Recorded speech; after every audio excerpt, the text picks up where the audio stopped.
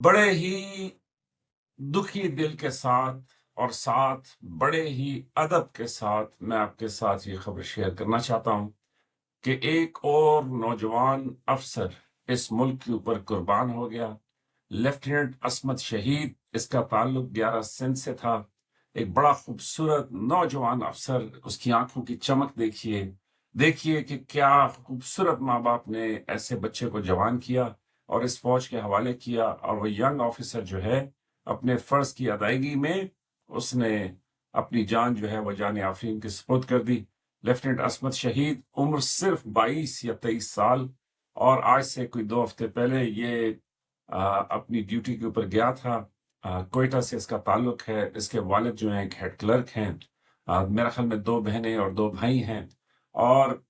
بڑی ہی دل ٹوٹ جاتا ہے کہ جب آپ دیکھتے ہیں کہ اس طرح کے نوجوان افسر، تو پھر آپ میں سے جو یہ فضول قسم کی وہ کرتے ہیں نا، ان کا میرا خیال میں کہ ان کو بھی نا پکڑ کے تو بارڈر کے قریب جو ہے نا تھوڑی دیر کے لیے باندھ دینا چاہیے، تاکہ جب ان کے اوپر گولیاں آئیں یا کوئی گولے گریں تو ان کو پتہ چلے کہ کتنی مشکل ہوتی ہے، کیسی جوان مردی چاہیے کہ جب آپ ان پہاڑوں کے بیچ میں سے جاتے ہوئے آگے ان دہشت گردوں کا سامنا کرتے ہیں کہ جنہوں نے مطلب جو اسلام کا نام غلط استعمال کر کے جنہوں نے تہیہ کیا ہوا ہے کہ انہوں نے جو ہے وہ دہشت گردی کر کے رہنا ہے۔ تو لیفٹیننٹ عصمت شہید کی قربانی جو ہے وہ اللہ تعالیٰ قبول کرے۔ ایسے بہادر بیٹے اور بیٹیاں جو ہیں وہ اس ملک کی سلامتی کی ضامن ہیں۔ میں نے کئی دفعہ آپ کو بتایا ہے کہ جی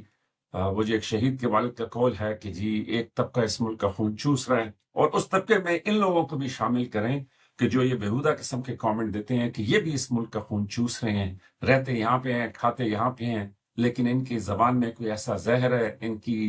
بنیادوں میں کوئی ایسا ٹیڑھا پن ہے کہ یہ سوائے خرافات بکنے کے اور کچھ کرتے ہی نہیں ہیں، اور تو یہ بھی اس ملک کا خون چوس رہے ہیں۔ اور ایک طبقہ جو ہے مسلسل اس ملک کو اپنا خون دے رہا ہے، اور وہ یہ طبقہ ہے، یہ روشن بچے ہیں کہ جن کی وجہ سے میں اور آپ سلامت ہیں۔ تو اللہ تعالیٰ ان بچوں کی حفاظت کرے۔ بڑا دل ٹوٹتا ہے ان ینگ آفیسرز کی، یا ینگ جو سپاہی ہیں، JCOs ہیں، ان کی شہادت کا سن کر۔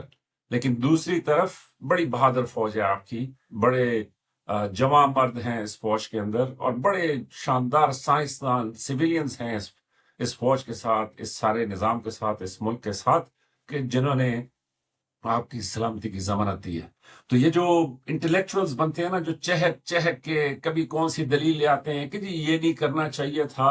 وہ جی ہمیں فلاں کے ساتھ بات چیت کرنی چاہیے تھی، اس کو جپھی ڈالنی چاہیے تھی، کیوں اس جنگ کا؟ بھائی جائے نا ابھی جا کے کھڑے ہونا کسی پھٹے کے اوپر اور مجھے بتائیں نا کہ جی کیوں یہ مشرق وسطیٰ کے اندر جنگ جاری ہے، کون سی دلیل ہے وہاں پہ جو آپ کی لاجک آپ سمجھائیں گے کہ جس کی بنیاد جس کے پاس طاقت ہوتی ہے بھیا وہ اپنی طاقت کا بھرپور استعمال کرتا ہے، اور اگر آپ کے پاس جواب میں کچھ کرنے کو نہیں ہے تو پھر مار کھانا ہی آپ کا مقدر ہے، اور مار کھانے سے زیادہ جو تکلیف دہ بات ہوتی ہے وہ بے بسی ہوتی ہے۔ تو اللہ کا شکر ادا کیا کریں کہ ہم اس دھرتی میں ہیں۔ جتنے بھی یہ برے حکمران تھے، جتنے بھی یہ جرنیل تھے، ان کے جزیرے تھے یا نہیں تھے،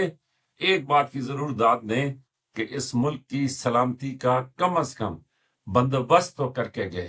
آج اللہ کا شکر ہے کہ لوگوں کو دیکھتے ہوئے ان کی ٹانگیں کانپتی ہیں کہ اگر وہ پاکستان کی طرف اس طرح کی حرکت کریں